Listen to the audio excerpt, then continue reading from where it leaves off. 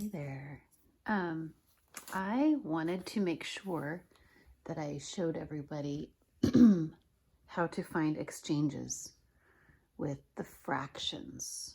So I have my fraction circles right here, and we're going to show how to do exchanges. Now, every single student in my classroom has had this lesson numerous times. If they have forgotten, that's understandable because it's been a while. So I'm going to do a refresher, and I'm going to upload to everybody the documents that, they're not really documents, I just hand wrote them, but it's the exchanges booklets that every single child has done in my classroom, and they will look like this. So here's exchanges combinations 1. Here's exchanges or reductions 2, and exchanges how many, like how many 1/6 are in 1/2. So this gets them to reduce, okay? And we do it in a very stepwise manner.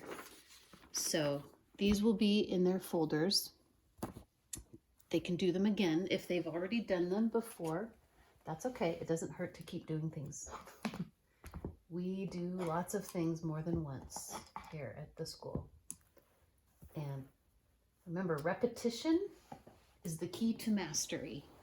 We never do things once or twice. We do things over and over and over and over again.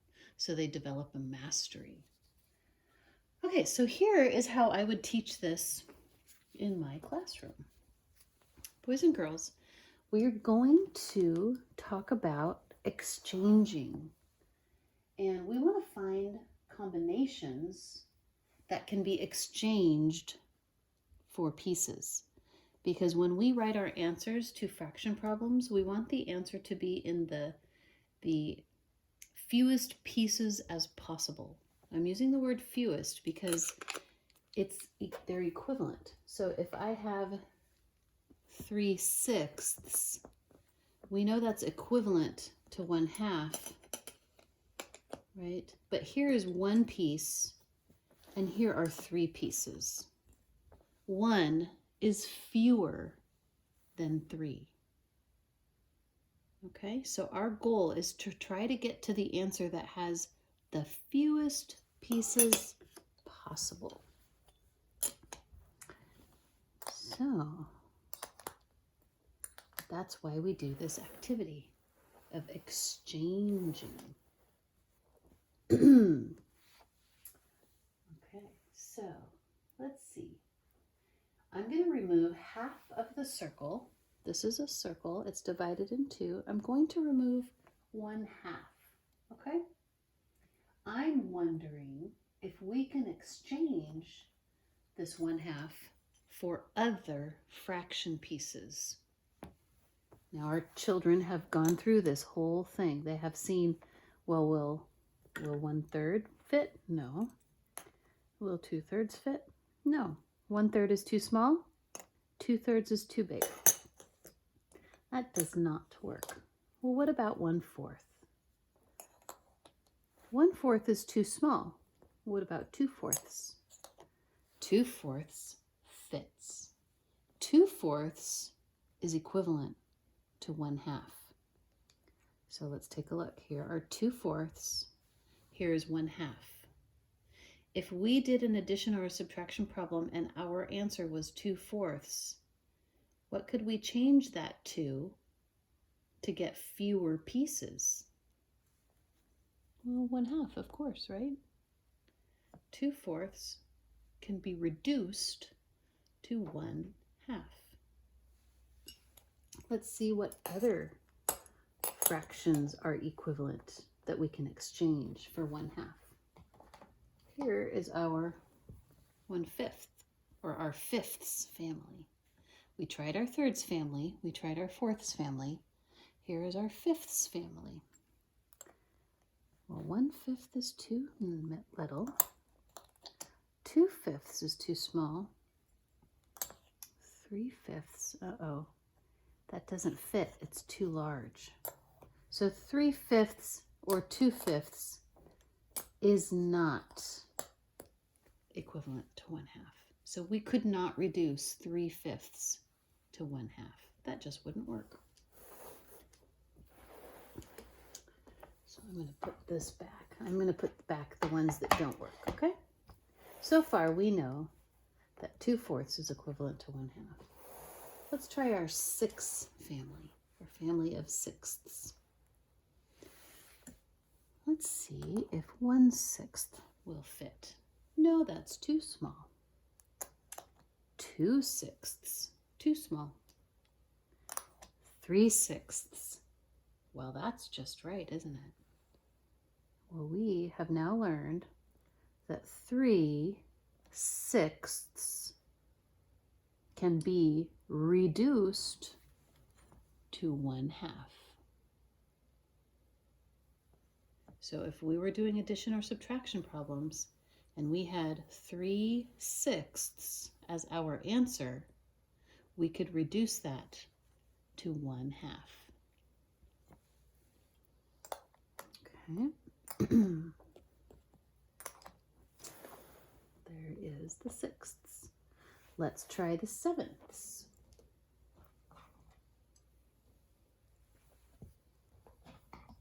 Here is our family of 7ths. 1/7 is too small. 2/7 is too small. 3/7 is too small.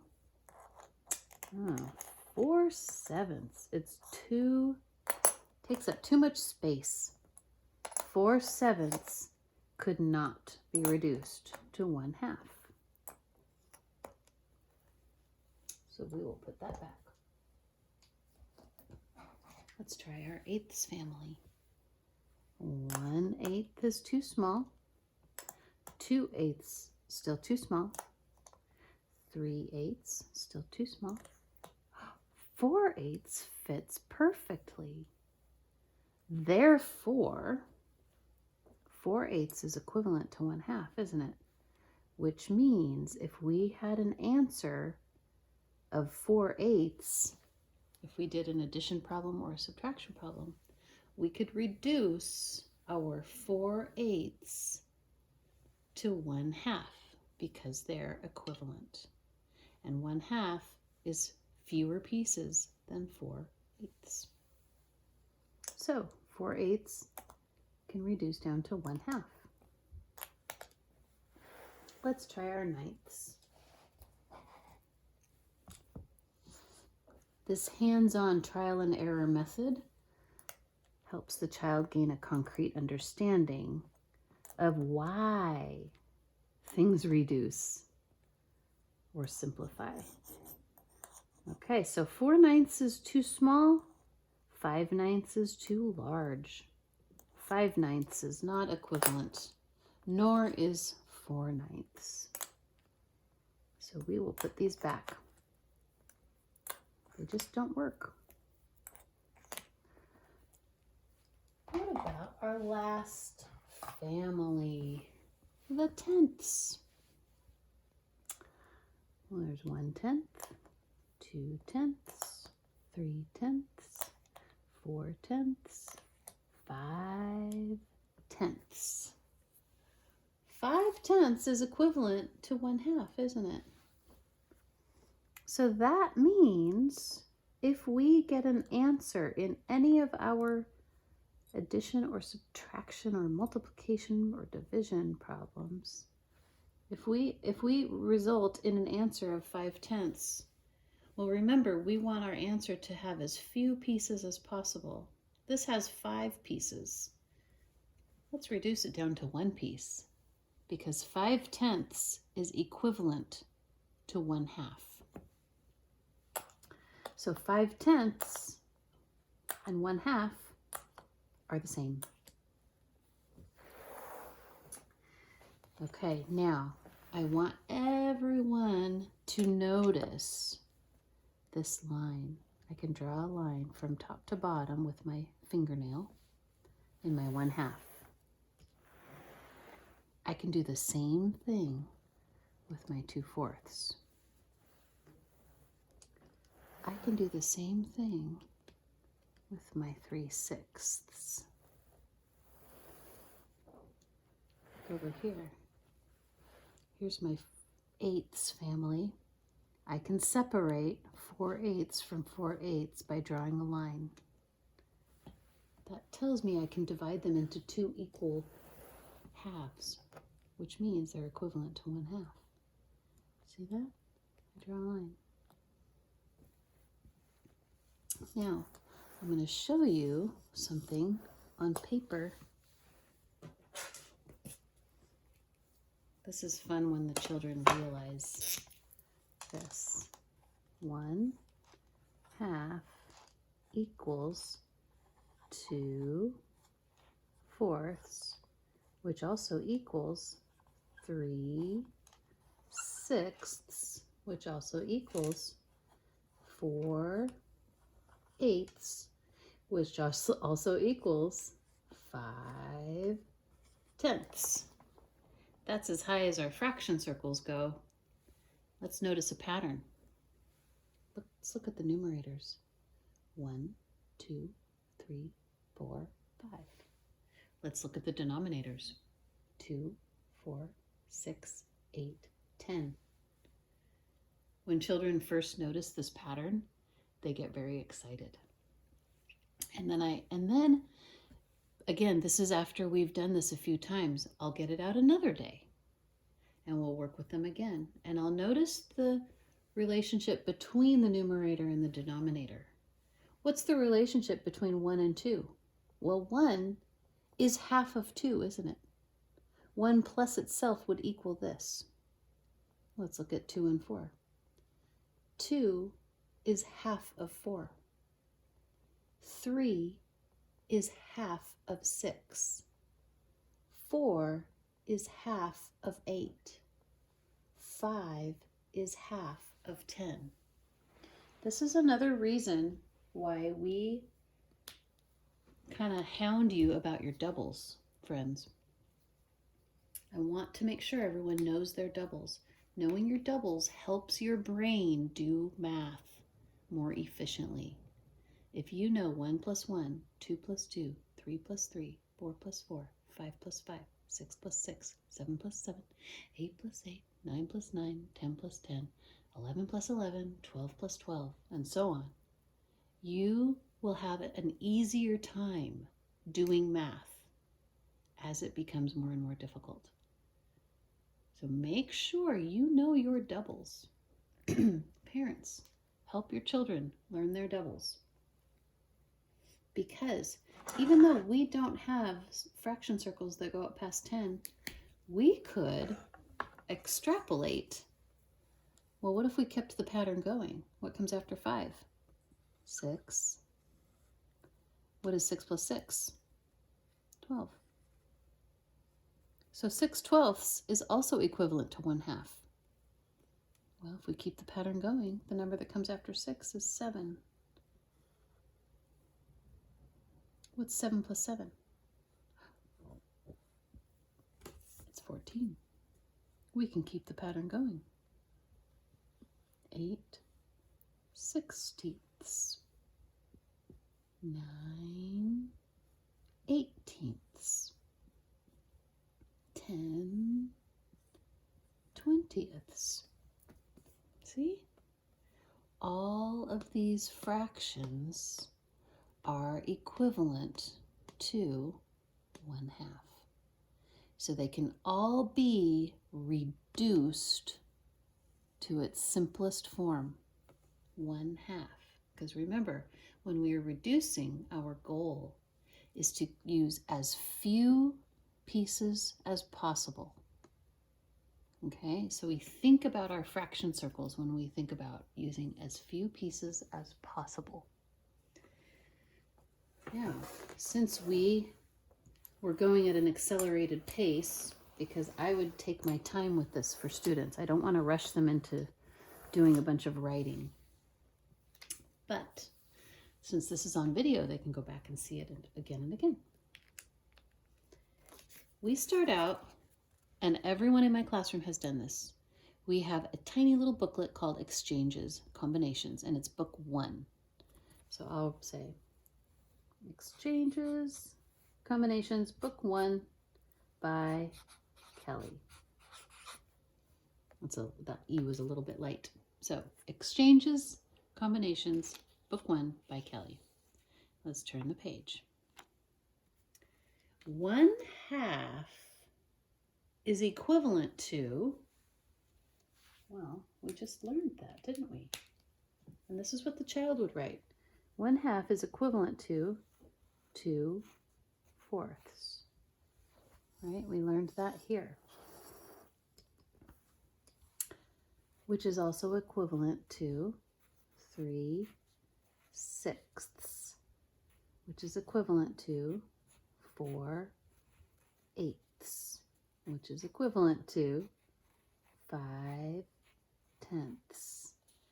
Now they can stop there if they want, or they can keep going, which is equivalent to 6/12, which is equivalent to 7/14, which is equivalent to 8/16, which is equivalent to 9/18, which is equivalent to 10/20. But it all goes back to the 1/2. And because your children, boys and girls, if you're the one watching this, because you have used these fraction circles so much, you know what fits into this spot. You know. Okay? So just think about the fraction circles as you're doing this, and look at the top number and the bottom number. If the top number is half of the bottom number, then you know your reduced fraction would be 1/2. Okay, let's turn the page. 1/3. It's the same process. 1/3.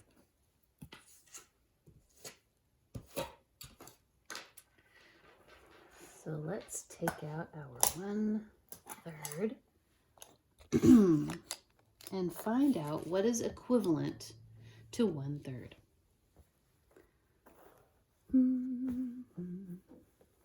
Okay, I'm going to get these out. I'm going to put them a little closer because my tripod is smack dab in the way.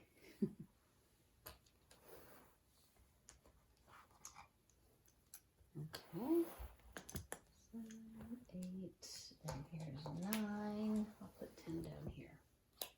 All right, here is my family of thirds.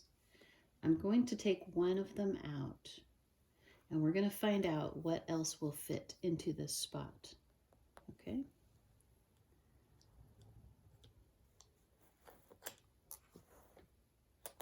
Here is my 1/4. Let's see if we can find an equivalent in our fourths family. Oh, 1/4 is not equivalent.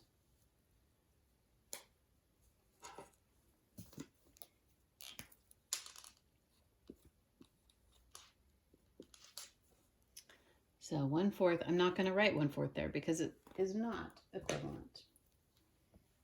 What about 2/4? Well, you can already tell that would be too big, wouldn't it? So I'm going to put my fourths family back. Let's try our fifths family. Here's 1/5. 1/5 is too small. 2/5 is too large. It does not fit. It is not equivalent. Let's try our sixths. 1/6, 2/6. And we can even replace this 1/3 right there. Oh my goodness, it is very equivalent. 1/3 is equivalent to 2/6, which means if we ended up with an answer that was 2/6, we could always reduce it back down to 1/3. Okay?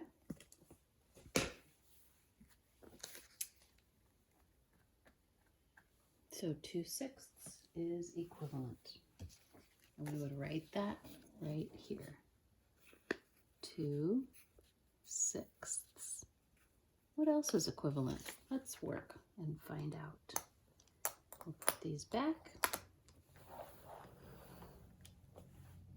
Let's try our 7ths. 1/7, 2/7. 2/7 is too small. What about 3/7? It's too large. 3/7 is larger than 1/3. So 3/7 wouldn't work, neither will 2/7. What about 8ths? 1/8, 2/8. It almost looks like it'll fit. It's too big. See, it overlaps there. So 3/8 is bigger than 1/3. It does not fit. How about our 9ths? Let's try our 9ths. 1/9, 2/9, 3/9. Ah, 3/9 fits. They are equivalent. 3/9 fits. And we could stop there if we wanted to, but I'm going to show you something that I would wait to show my friends in class. But since it's on videotape, you can go back and watch it over and over. Okay, so we learned that 1/3 is equivalent to 2/6, which is also equivalent to 3/9. So here's the big reveal. Look at this. We're counting by ones on the numerator. 1, 2, 3. We're counting by threes on the denominator. 3, 6, 9. So we could, because we're smarty pantses, we could keep going, couldn't we? Even though our fraction circles end at tenths, we could still keep going. So if we follow the pattern, we know our next fraction will be 4/12, because we're counting by ones on the top. 1, 2, 3, 4. And we're counting by threes on the bottom. 3, 6, 9, 12. That's called skip counting. If you don't know how to skip count by threes, go back to your bead chain work and practice. Go get out all your multiples work and practice. Boys and girls, the reason I have you do so much work with multiples is so that fractions aren't hard. So do the work. If you do the work, it won't feel hard. So let's continue our pattern. The next fraction would be, well, we got 1, 2, 3, 4, 5. We're going to skip count. 3, 6, 9, 12, 15. 5/15 would reduce down to 1/3. We can keep going. Let's keep going with our pattern. 1, 2, 3, 4, 5, 6 is our numerator. What do you think the denominator will be? Let's find out. 3, 6, 9, 12, 15. What comes next? Well, 18. If you've done your skip counting, if you've worked on your multiples, you know that. Our next one would be 7/21. Our next one would be 8/24, or 8/24. Our next one would be 9/27. And our next one would be 10/30. This is fun. I love doing this. Now, just like we did before, let's look at the relationship between our numerator and our denominator. 1 times 3 equals 3. Okay. 1 times 3 equals 3. That's the relationship. 2 times 3 equals 6. 3 times 3 equals 9. So 3 is 1/3 of 9. 2 is 1/3 of 6. 1 is 1/3 of 3. Let's skip over to 4. 4 times 3 is 12, which means 4 is 1/3 of 12. 5 times 3 is 15, which means 5 is 1/3 of 15. And if you watched the multiplication of fractions video, you learned that when I say of, that means times. 5 times 3 is 15. So if we did 5 3 times, that would equal 15. Okay. 6 times 3 is 18. So 6 is 1/3 of 18. 7 times 3 is 21. 7 is 1/3 of 21. 8 times 3 is 24. So 8 is 1/3 of 24. Because if we had 8 3 times, that would equal 24. So if we divided 24 by 3, each person would get 8. There's that whole relationship there. 9 times 3 is 27. Therefore, 9 is 1/3 of 27. 27 divided by 3 is 9. 10 times 3 is 30.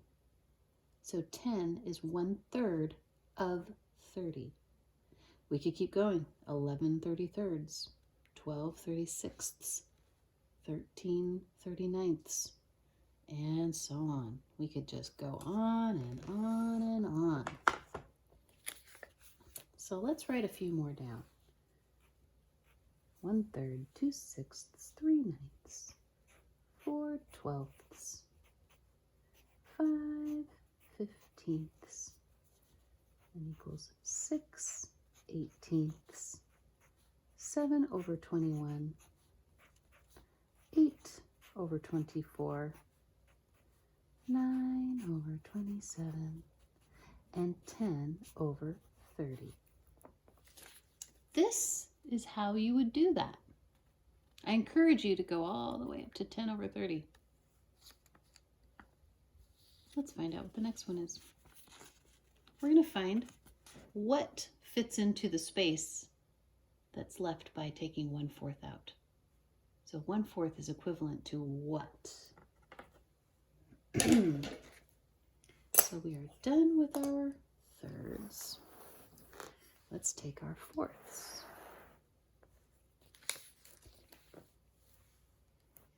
What is equivalent to 1/4? Is 1/5 equivalent? Nope. And we know 2/5 would be too big. We can just tell by looking, can't we? So 1/5 wouldn't be equivalent. What about 1/6? No, it's not. And 2/6 would be too big. How about a 1/7? No, but some of you might say, maybe. So let's just try it. That's too small. Is this going to fit? Oh, it's too big. Just by a little, though. Just by a little. But the 7ths don't work. What about the 8ths? Oh, there's 1/8. 2/8 fit. Okay, let's bring it down. Does it fit over here too? Ta-da! It is equivalent. Let's write that down. 1/4 is equivalent to 2/8. So I wonder if 9ths would be equivalent. Some of you might be starting to find the pattern. There's 2/9. Oh, that's definitely not enough for 3/9. And 2/9 is too small. So I'll put that back. What about tenths? Here's 1/10, 2/10. I think that space is too small for another tenth. So the tenths don't work either.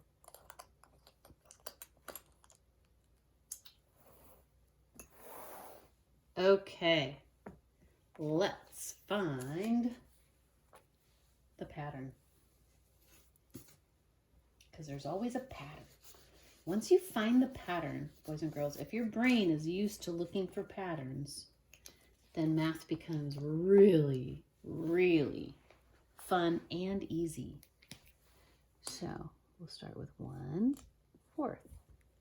We discovered that 1/4 is equivalent to 2/8. That was the only one we could find within our fraction circles, isn't it? But let's look at the pattern here. The numerator increases by 1, but the denominator is skip counting, isn't it? 4 to 8. Are we skip counting by 4s? Yeah, because 4 plus 4 is 8. So let's find the next one. So if we count by 1s, our next numerator will be 3, because counting by 1s is just 1, 2, 3. But we're counting by 4s on the denominator. 4, 8, 12.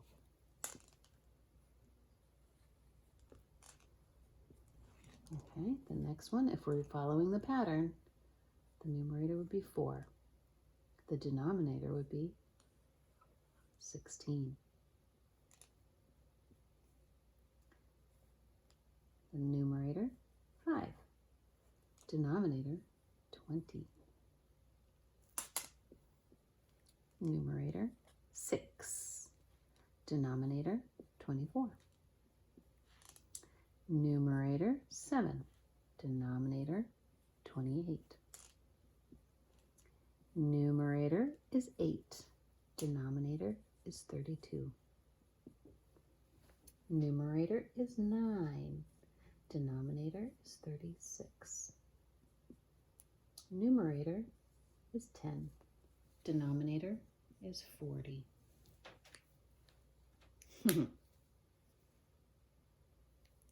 Do you see the pattern? Take a look. What do you notice? Well, I notice that 1 times 4 is 4. 2 times 4 is 8. 3 times 4 is 12. 4 times 4, that makes 16. Remember that? 16 is the square of 4. 5 times 4 is 20. 6 times 4 is 24. 7 times 4 is 28. 8 times 4 is 32. 9 times 4 is 36. 10 times 4 is 40. Which means 2 is 1/4 of 8. 3 is 1/4 of 12. 4 is 1/4 of 16. 5 is 1/4 of 20. 6 is 1/4 of 24. 7 is 1/4 of 28. 8 is 1/4 of 32. 9 is 1/4 of 36. 10 is 1/4 of 40. So every single one of those reduces down to 1/4. 1/4 is the simplified fraction of all of these. Okay?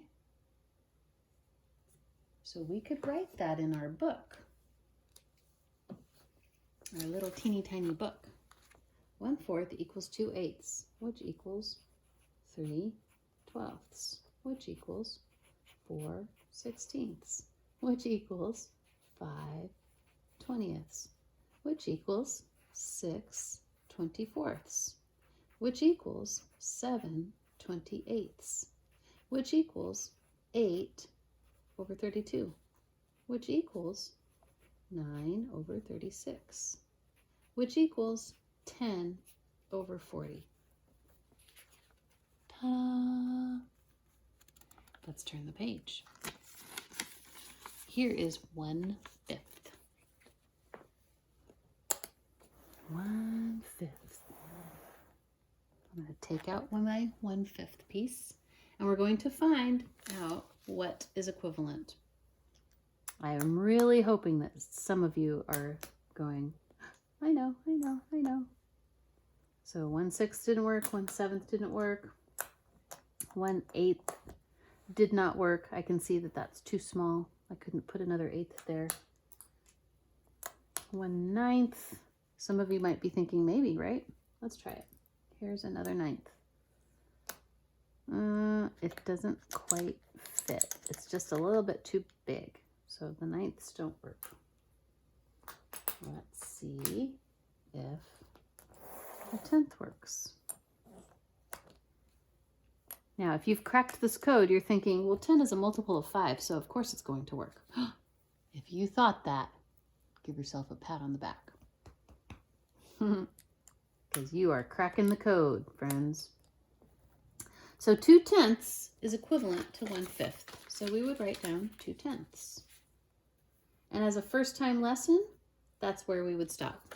But since this is on video and you can refer back to it, I'm going to keep going, and I want you to notice the pattern. Do you think the multiples in the denominator are going to increase by 5s? They're going to be multiples of 5. Yep, that's right. You were right, if that's what you were thinking. So, easy peasy, 1/5 is equivalent to 2/10. Well, if the denominators are multiples of 5, let's write down all of our numerators, which increase by 1. Okay? We'll just do all the numerators real quick so you can see the pattern a different way. Oh, I ran out of room. Oh. Okay. 5, 10, 15, 20, 25, 30, 35, 40, 45, 50. Could we keep going? Heck yeah. 55, 60, 65, 70, 75, let's squeeze one more in there, 80. Now we're just getting silly, aren't we? That's a lot of equivalencies. So 1/5 is equivalent to all of these. So if you got an answer, let's say you're doing a big math problem and you got an answer 13 over 65. Yowza. Well, that is equivalent to 1/5. Because 13 times 5 is 65. And that's the relationship between the numerator and the denominator, isn't it? 2 times 5 is 10. 3 times 5 is 15. 4 times 5 is 20. 5 times 5 is 25. 6 times 5 is 30. 7 times 5 is 35. 8 times 5 is 40. 9 times 5 is 45. 10 times 5 is 50. 11 times 5 is 55. 12 times 5 is 60. 13 times 5 is 65. 14 times 5 is 70. 15 times 5 is 75. And 16 times 5 is 80. Which means 2 is 1/5 of 10. 3 is 1/5 of 15. 4 is 1/5 of 20. Or we could look at it the other way. What's 15 divided by 3? It's 5, right? So the relationship and the patterns is what I want you to really focus on. I want you to think about those patterns that you're noticing. I don't need to erase it yet. And then we would write it down. Okay? I do want you to do this. This helps you, it just doesn't help you in fractions. It helps you in multiplication, doesn't it? It helps you in learning patterns. It helps you in skip counting. Oops, did I make a mistake? I sure did. Ah, golly. Of course, I don't have an eraser. 30. Skip counting is something that kindergartners are working on. I want every single one of my students to be able to skip count and to do their multiples. Okay, so this isn't just fractions. This is not just for fraction learning. This is for everything. The beautiful part about math is that it's so very recursive. One thing might spark an idea in a child's mind about something that they learned maybe 5 weeks ago or 3 months ago, and they might go, oh, now I get that. Maybe they couldn't count by fives, but because I'm having them do their equivalencies to 1/5, well, now they might understand it. So don't push this off and think, well, my kiddo's only a first grader, they shouldn't be doing this. Try it out. See if it's something that they might like to do. And that's the last page. So that's book number 1. Check back and I'll show you book number 2.